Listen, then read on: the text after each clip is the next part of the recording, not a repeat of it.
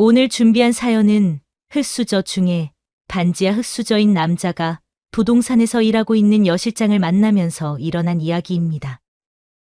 사연 시작하겠습니다. 집이 가난했습니다. 하루아침에 거액도 생겼습니다. 그 때문인지 처음 만난 여자가 모든 걸 주며 다가왔고 전 그걸 순진하게 받아주었습니다. 너무 오래되어서 기억은 잘 안 나지만 어릴 적에는 잘 살았던 것 같아요.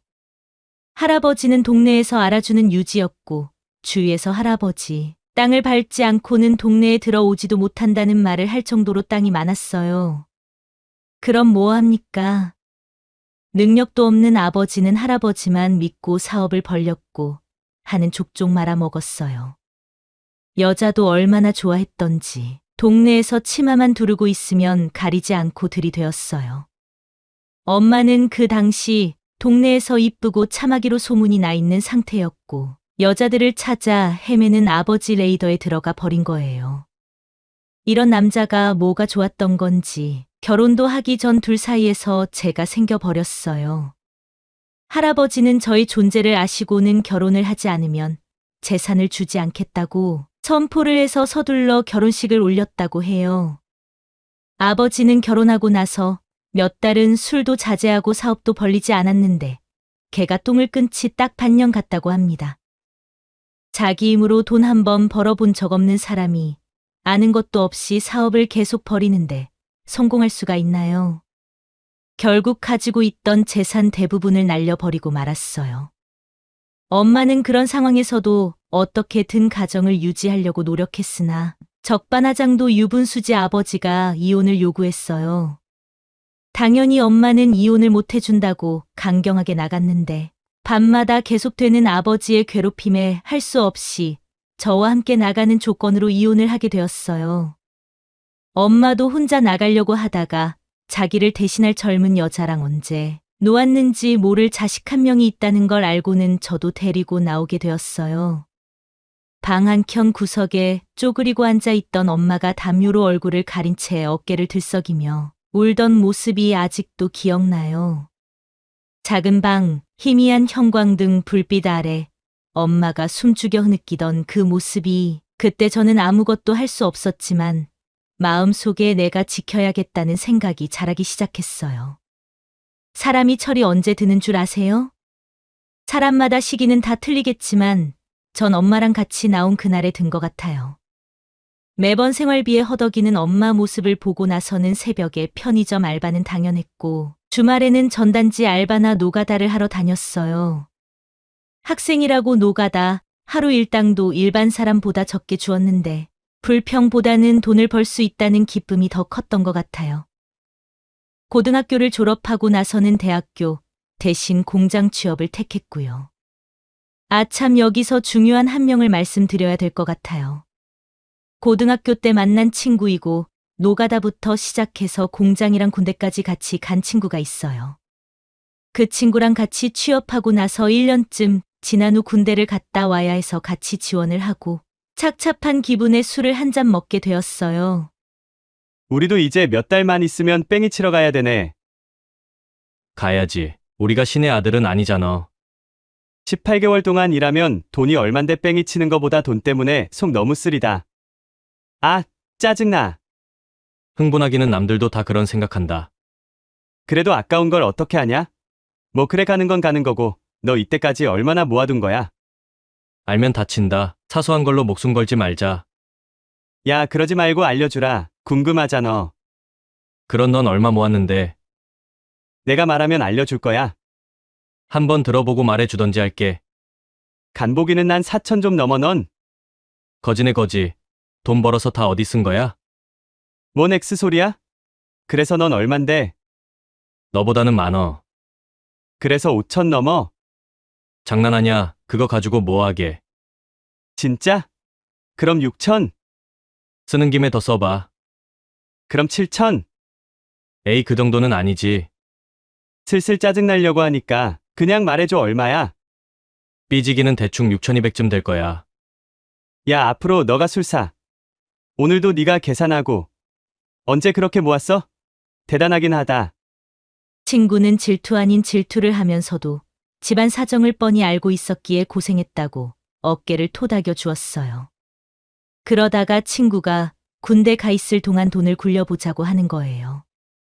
군대 갔다 오는 동안 돈은 어떻게 할 거야? 그냥 묶어 놓아야지. 이걸로 할 수 있는 게 없잖아. 그럼 우리 코인에 묻어둘래? 요새 누가 코인 한다고 그러냐? 그때가 코로나 터지기 전에 코인이 한번 크게 올랐다가 완전 바닥을 쳐서 아무도 관심을 두지 않을 때였어요. 그러니까 지금 사야지. 인생 뭐 있냐? 한 방 제대로 걸어서 간지나게 한번 살아봐야지. 뭔 엑스 소리를 그렇게 거창하게 하고 그러냐? 쌉소리 그만하고 내일 동창회 갈 거야? 당연히 가야지. 오랜만에 애들 얼굴 보고 가면 좋잖아. 왜 넌 안 가려고? 너 안 가면 안 가려고 했지. 다들 대학생들인데 왠지 갔다 오면 기분이 안 좋을 것 같아서. 너나 쌉소리 그만 좀 해라. 여자애들 온다는데 거길 안 간다고? 무조건 가야지. 알겠다, 알겠어. 넌 여자애들만 나오면 눈이 돌아가고 그러냐? 오늘은 여기까지 먹자. 내일도 먹어야 하는데. 동창회를 가기 전까지는 썩 내키지 않았는데 막상 도착해서 반 친구들을 보니까 왜 그런 생각을 했을까 후회가 될 정도로 너무 즐거운 거예요. 그렇게 한참을 즐겁게 보내다가 남자애들이 군대는 다들 언제 가는지에 대한 이야기가 나왔고 친구랑 나는 조금 있으면 입대를 한다고 했더니 너도 나도 술을 권하며 잘 갔다 오라는 말들을 해주었어요. 평소 주량이 소주 한 병 반 정도였는데 너도 나도 주는 술 때문에 속이 안 좋아 지기 시작하는 거예요. 야, 술 먹다 말고 어디가? 밖에 바람 좀 쐬고 올게. 너무 많이 마신 것 같아. 같이 나갈까? 아니, 괜찮아, 놀고 있어. 친구에게 잠시만 나갔다 오겠다고 말한 뒤 가게 문을 열고 나갔는데 골목길에서 익숙한 목소리가 들리는 거예요. 야, 공돌이들 좋다고 떠드는 거 들었어? 아, 걔네 2명? 대학도 못 가고 공돌이 하는 게 무슨 자랑이라고 저렇게 떠벌리는 거지. 나더라 불쌍하잖아. 맞네, 깜빡했네. 한 명은 거지라면서. 그래, 반지하 살면서 학교 다녔잖아. 별명도 곰팡이 아니었어. 옆에 가면 냄새 난다고. 그런 애가 돈 벌었다고 자랑하는데 웃기지도 않더라. 공돌이 10년을 해봐라. 아파트 하나 못 살걸? 주먹이 쥐어졌어요. 둘이서 웃고 떠들며 뒷담화를 하는데 당장 가서 따지려다가도 곰곰이 생각을 해보니 틀린 소리가 하나도 없는 거예요. 그 친구들 말대로 가난했고 공장 다니면서 집은커녕 결혼은 할 수 있을까라는 생각이 들더군요. 아무 말도 할 수 없는 나 자신이 수치스럽고 부끄러워서 얼굴이 달아올랐어요. 더 이상 동창회 자리에 있는 것도 싫어서 가게로 다시 들어가서는 아무 말 없이 가방을 들고 나왔어요. 야, 어디가? 벌써 가는 거야? 붙잡는 친구 말에 아무런 대꾸도 하지 않은 채 술집에서 나왔더니 친구도 소지품을 챙겨서 뒤따라 나왔어요. 왜 그래? 분위기 좋았는데.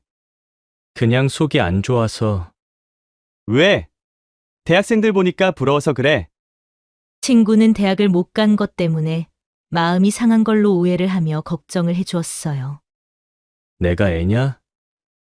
그런 걸로 부럽게. 나오니까 속이 좀 좋아진다. 그건 그렇고 진짜 코인에 돈 넣을 거야? 혹시 알아?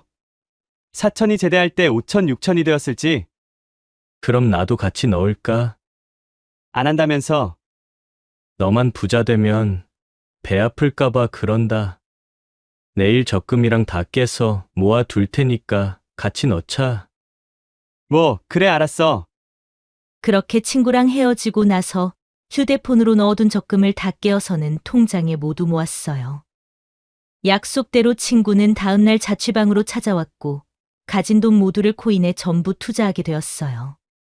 그날 이후 군대를 간 건 몇 달 후였는데 하루에도 몇 번씩 올랐는지 내렸는지 확인했던 것 같아요. 그때는 코인이 한물 같다고 하던 시기라서 변동도 거의 없고 올랐다가 내렸다를 반복하더군요. 그러다가 군대를 입대하였고 코인은 기억 속에서 지워져 갔어요. 아니, 저절로 지워지더라고요. 처음 해보는 단체 생활과 왜 하는지 모를 훈련들을 하니까 생각할 겨를 자체가 없었던 것 같아요. 제대를 몇 달 안 남았을 때는 코로나가 발생해서 휴가도 제대로 나가지 못했고요. 거꾸로 매달아도 국방부 시계는 돌아간다고 나라가 어지러워도 결국 제대를 하였고, 운이 좋았던 건지 말년 휴가 때 공장 면접을 볼 수 있어서 일한 곳이 정해지고 나서 제대할 수 있었어요. 친구도 같은 부대로 같은 날 입대해서 같이 전역을 했는데 제대하고 공장에서 일주일쯤 일하고 있을 때 연락도 없이 회사로 찾아온 거예요.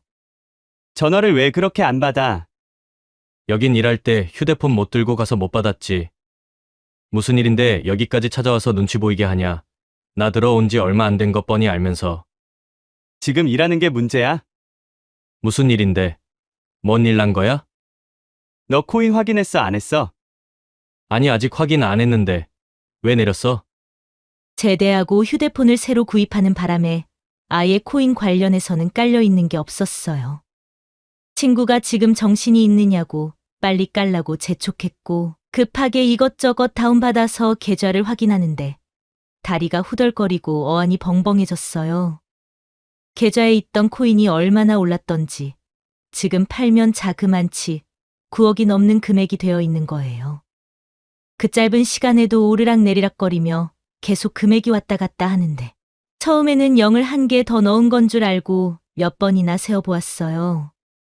눈을 씻고 다시 봐도 그 금액이 맞길래 친구랑 부둥켜 안고 미친 듯이 뛰었던 것 같아요.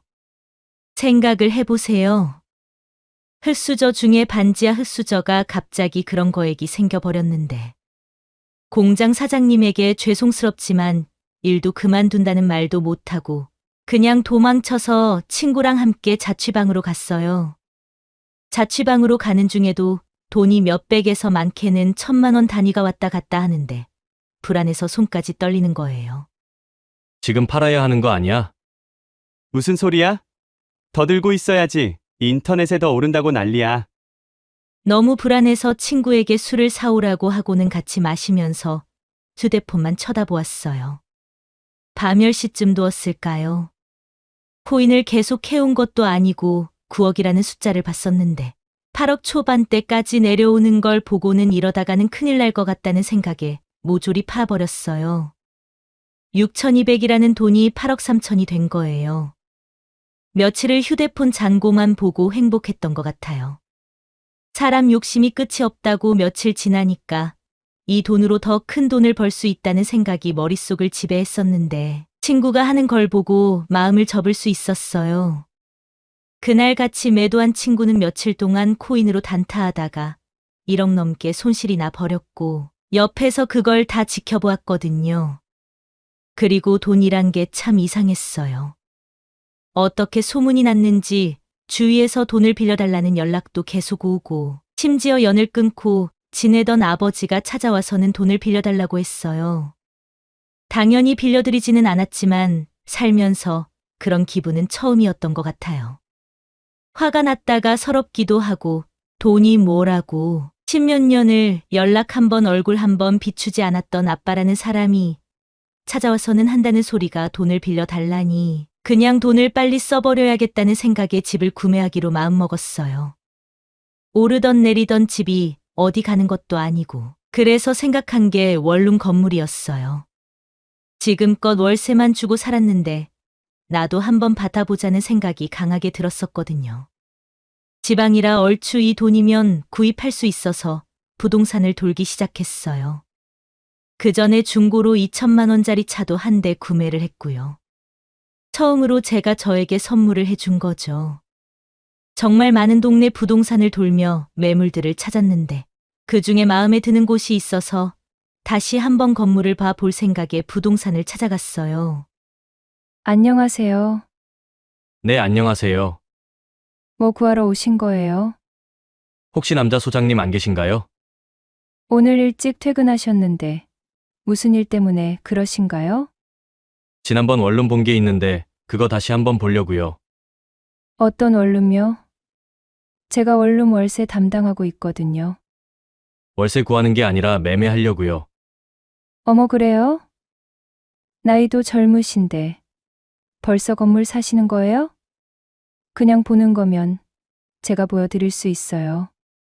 잠시만요. 그녀는 소장님에게 전화를 걸더니 저에 대해 설명을 하였고 어디에 있는 원룸인지 물어보고는 같이 가자고 했어요. 여 실장을 따라 부동산을 나와서 차로 가는데 그녀가 특이해서 물어보았어요. 일하실 때 그렇게 입으시나 봐요. 제가 왜 이렇게 물었냐 하면 보통 부동산에 가보면 여 실장님들은 간편한 정장이나 청바지 같은 걸 많이 입으시는데 그녀는 전혀 그런 복장이 아니었거든요. 그녀가 입던 옷은 아래는 딱 붙는 레깅스에 위로는 헐렁한 티셔츠를 입고 있었어요. 나이는 20대 후반에서 30대 초반으로 보였고 키는 160 초반의 마른 체형이었는데 골반이 커서 눈길이 계속가는 그런 몸매를 가지고 있었어요. 아, 이거요? 그녀는 자신의 티셔츠를 만져보더니 사실 운동 끝내고 바로 온 거예요? 지갑을 사무실에 놔두고 가는 바람에 다시 온 거고요. 덕분에 이런 멋진 사장님도 볼 수 있고 오늘 운이 좋네요. 빙그레 웃으며 대답을 해주는데 이쁘다. 라는 생각이 머리를 스쳐 지나갔어요. 그런 생각도 잠시 그녀 차를 타고 원룸 건물에 도착을 하였고 주인 세대만 비워져 있었기에 거기만 다시 보고는 옥상이랑 주변 이곳저곳을 살펴보고 나왔어요. 여기가 공단 근처라서 세입자 걱정은 안 해도 될 거예요. 그건 잘 알아요. 저도 이 근처 공장에 다녔거든요. 여 실장은 그 말에 깜짝 놀라더니 사장님, 어린아이에 자수성가하셨나 봐요? 그냥 부모님이 사주시는 거예요. 코인 이야기를 꺼내면 말이 길어질 것 같아서 대충 부모님이 주시는 거라고 둘러대었는데 그녀가 갑자기 저녁은 먹었냐고 묻더니 같이 먹자는 거예요. 저녁은 드셨어요?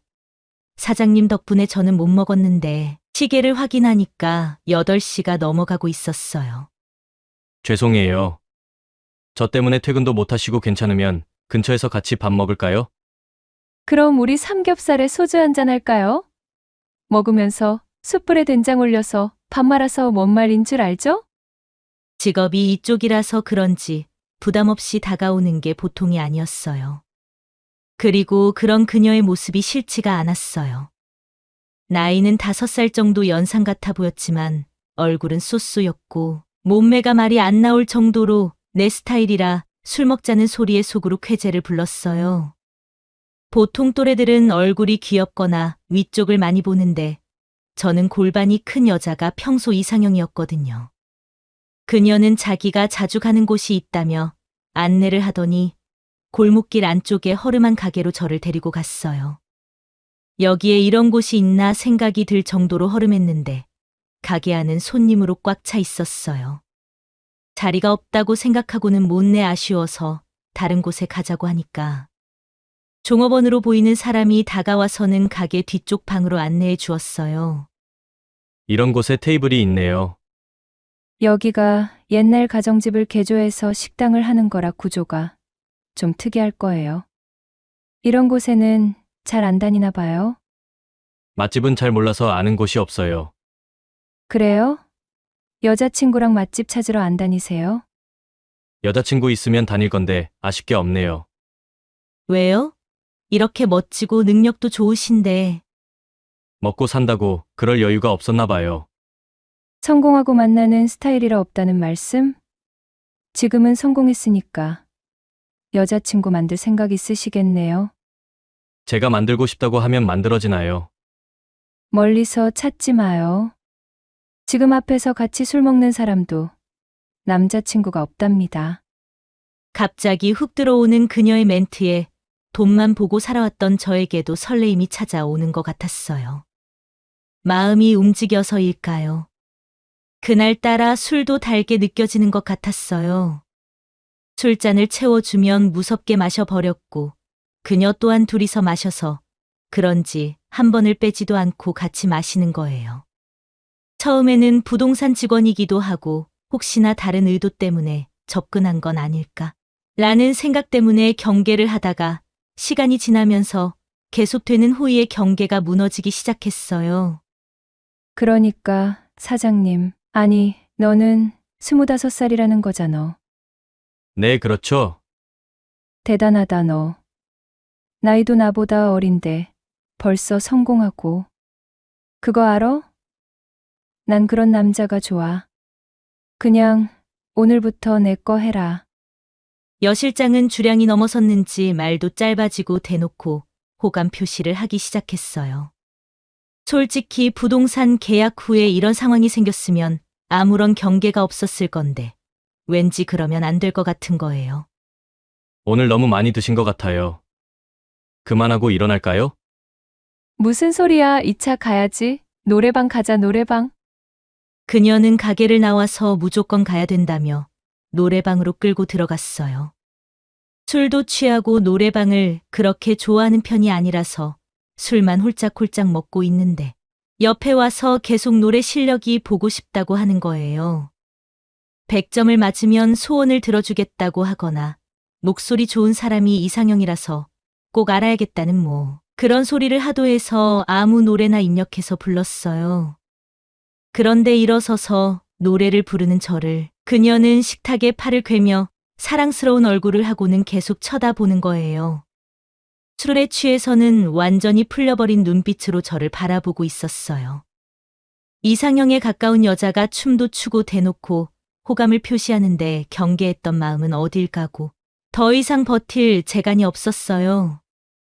이미 마음은 그녀를 향해 움직이기 시작했고 완전히 받아들이기 시작했어요. 그때부터는 같이 춤도 추고 여자 친구가 생기면 같이 불러보고 싶었던 잔소리도 부르며 즐거운 시간을 보냈어요. 그렇게 그날 처음 만난 여 실장과 놀다 보니까 어느덧 시간은 새벽을 향해 가고 있었고요. 노래방 시간이 끝날 때쯤에는 완전 만취 상태가 되어갔고 결국 그날 노래방을 나와서 하룻밤을 같이 보내고 말았습니다. 그런데 다음날 아침 눈을 떠보니 그녀가 보이지 않았어요. 먼저 갔구나라는 생각을 하고 괜히 섭섭함이 몰려올 때 화장실에서 물 내리는 소리가 났어요. 잘 잤어요? 여 실장은 멋쩍게 웃더니 출근해야 된다고 말하고는 집에 가서 옷 갈아입고 가려면 지금 나가야 된다고 했어요. 그렇게 서둘러 준비를 하고는 같이 나갔고 나가기 전에 연락처를 교환하고 헤어졌어요. 원룸 건물을 매매할 때까지는 마음속 깊숙한 곳에는 나쁜 마음으로 접근한 건 아닐까라는 생각을 계속 가지고 있었는데 우려와는 달리 원만하게 계약을 마칠 수 있었어요. 원룸의 주인 세대로 이사를 하고 나서는 그녀는 여자친구이자 아내처럼 매일 와서 밥도 차려주고 사랑을 나누었어요. 시간이 갈수록 이 여자와 결혼도 해도 되겠다 생각이 들 정도로 정말 저에게 잘했어요. 그러다가 하루는 집에서 커피를 마시고 있는데 자기야, 원룸 세 주는 거 내가 알아서 세입자 구해줄까? 그렇게 해도 되는 거야? 부동산 소장이 뭐라 하는 거 아니야? 괜찮아. 내가 원룸 담당이라서 알아서 할 수 있어. 그래? 그럼 수수료 아끼는 돈으로 자기한테 선물 사주면 되겠다. 그럼 나야 좋지? 자기 통장이랑 도장은 어디 있어? 그건 왜? 내가 알아서 계약서랑 계약금 받으면 자기 부동산에 안 와도 되잖아. 소장 눈치도 보이고. 나야 그렇게 해주면 편하지. 저기 서랍에 있어. 정말 별 의심 없이 그녀의 말에 순순히 따라 주었어요. 서로 결혼에 대해서도 이야기를 조금씩 할 때라 벌써부터 돈을 아끼려는 모습에 오히려 이뻐 보이기까지 했어요. 그러고 나서 한 달 후 그녀는 정말 알아서 다 하기 시작하더군요. 세입자가 나가고 공실이 나면 부동산에 내놓지 않아도 알아서 구해서 오기 시작했고 어느새부터는 기존 세입자, 신규 세입자 모두 그녀가 관리해 주었어요. 하지만 사람을 너무 믿었을까요? 그녀를 만난 지 1년이 넘어갔을 때 일이 터지고 말았어요. 데이트를 하거나 집에서 둘만의 시간을 보낼 때 이상한 전화가 그녀에게 계속 걸려오기 시작하는 거예요. 대화 내용도 자세히는 듣지 못했는데 돈 이야기를 하는 듯 보였고 상대방이 화를 내는 것 같기도 했어요. 전화를 끊고 무슨 일 있냐고 물어보면 월세를 소개시켜 주었는데 집주인하고 문제가 생긴 거라고 중개업을 하다 보면 이런 일이 비일비재하다고 얼버무렸어요. 내가 중개업을 몰라서 오해할 수도 있겠구나 생각하고 그냥 대수롭지 않게 넘겼어요. 그러다가 하루는 그녀가 어머님이 편찮으시다 말하며 돌봐줄 사람이 없어서 자신이 가봐야 된다고 하는 거예요. 한 번도 찾아뵙지는 않았지만 장래의 장모님이 되실 수도 있어서 같이 가봐야 하는 것 아니냐고 물었더니 지금은 부담스러워 할 수도 있다고 다음에 같이 가자고 했어요. 그러면서 정말 미안한데 병원비가 급해서 그러니 1,000만 원만 빌려달라고 하더군요. 눈에서는 눈물을 글썽이면서 그렇게 말하는데 그 누구라도 빌려주었을 거예요. 그 자리에서 바로 그녀의 통장에 돈을 보내주었고 그녀는 고맙다는 말을 연신하면서 길어도 2주라고 했어요. 그날 오후 그녀는 병 간호를 하러 떠났는데 이상하게 가고 나서부터 연락이 안 되기 시작하는 거예요. 분명히 도착하면 연락한다고 하더니 전화 문자 톡 전부를 받지 않았고 심지어 저녁부터는 전화기가 꺼져 있었어요. 혹시나 부동산에 연락이 왔을 수도 있다는 생각이 들어 전화를 걸려고 시계를 보았더니 이미 밤 10시가 훌쩍 넘었더군요. 이 시간에 전화해도 되나 잠깐 망설이다가 그래도 더 미룰 수 없다는 생각에 휴대폰을 꺼내 들었어요. 신호음이 울리는 동안 마음은 점점 더 복잡해졌어요. 제발 무슨 연락이라도 받으셨기를. 그 작은 희망 하나 붙잡고 귀에 휴대폰을 바짝 댔어요. 여보세요. 누구세요?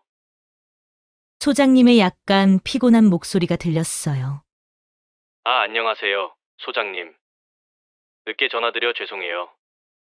저 땡땡 원룸 주인인데요. 혹시 땡땡 씨랑 연락하신 거 있나요? 땡땡씨. 아, 그분 무슨 일 있으신가요?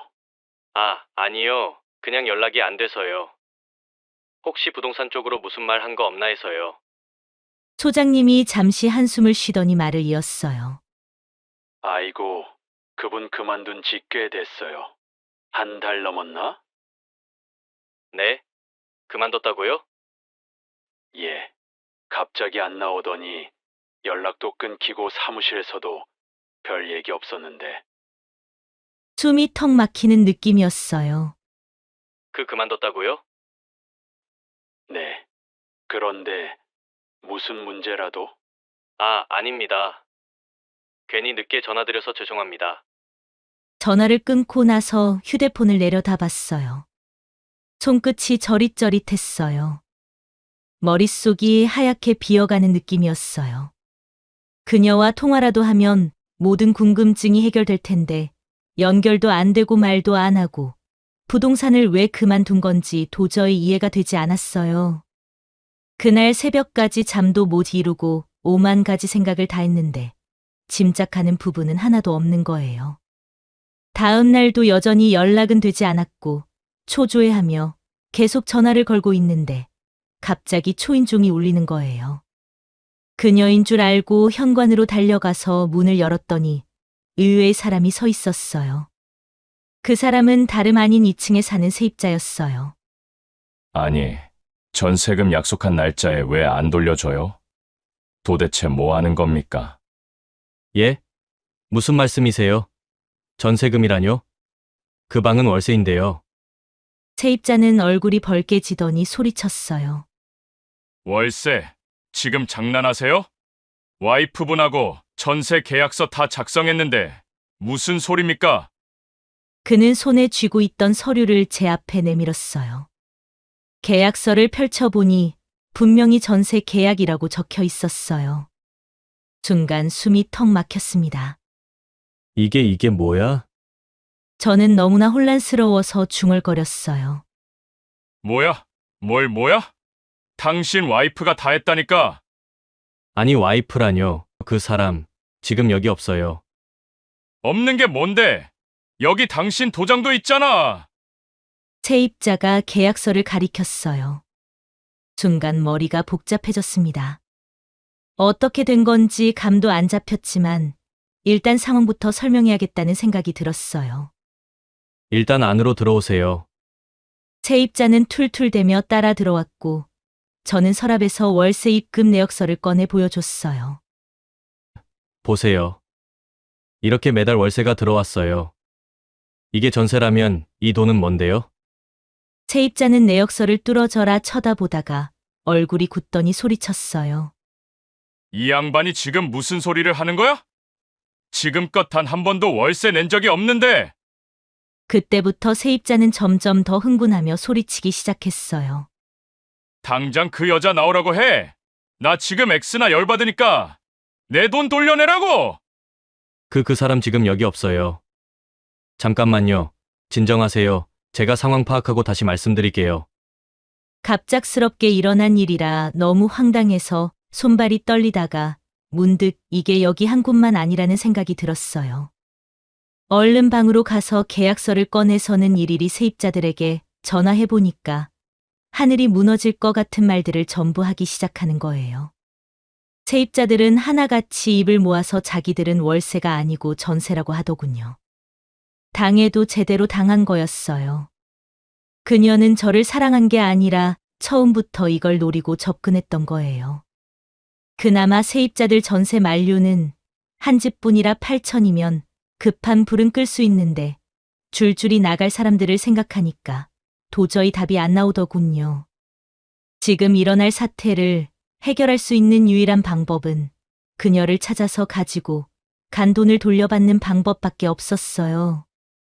저는 즉시 신고를 해서 경찰에게 그녀의 신상을 건네주었더니 그녀가 비슷한 일로 학교도 여러 번 갔다 온 사람이란 걸 알 수 있었어요.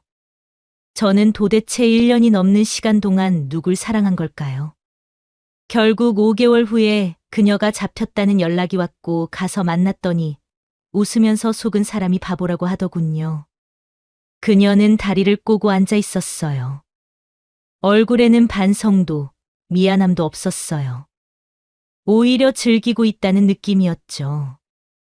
야, 잘 있었냐? 그녀가 먼저 웃으며 말을 걸어왔어요.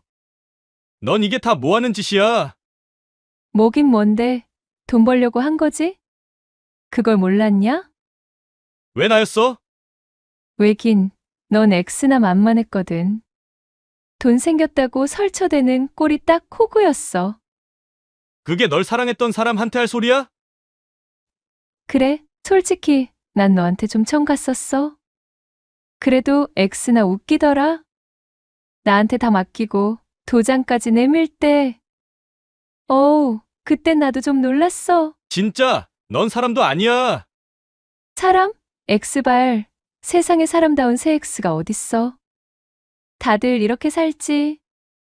너만 착한 척 X라라다 당한 거야. 넌 후회 안 해? 그녀는 코웃음을 쳤어요. 후회. X발 후회는 개나 줘? 난 하고 싶은 대로 했고, 넌 당했고, 끝이야. 알아서 살아. 호구새 X야. 다음에도 이런 X신 같은 기회 있으면 또 할 거야. 그땐 더 크게. 근데 넌 다음에도 당할 것 같네. 그녀의 비아냥에 더 이상 할 말도 없었어요. 그리고 그녀가 잡혀올 때 가지고 있던 돈은 100만 원 남짓만 남아 있었고 나머지 돈에 대해서는 말도 안 되는 핑계를 대며 없다고 했어요. 어찌되었건 결국 내가 못나서 이런 일이 벌어진 거겠죠. 누굴 원망하겠어요. 다 내가 모자란 탓인데. 그래서 책임지려고요. 건물은 내놨어요. 언제 팔릴진 모르겠지만 그날까지는 술에 기대 살 것 같아요. 그녀가 마지막에 내게 남긴 그 말, 속은 사람이 바보야. 그게 귓가에서 떠나질 않네요. 진짜 그런 걸까요? 내가 바보라서. 인생이 바뀌었다고 잠깐이나마 꿈꿨는데 알고 보니 전 여전히 같은 자리에 서 있더군요. 아니, 오히려 더 무너진 자리였어요. 그녀가 정말 밉네요. 밉고 원망스럽고 이 감정을 어디다 풀어놓아야 할지 모르겠어요. 앞으로 어떻게 살아야 할까요? 그게 정말 너무 막막해요. 여기까지가 오늘 준비한 사연이었습니다. 여러분의 구독은 영상 제작에 많은 도움이 됩니다. 자연 많은 여자였습니다.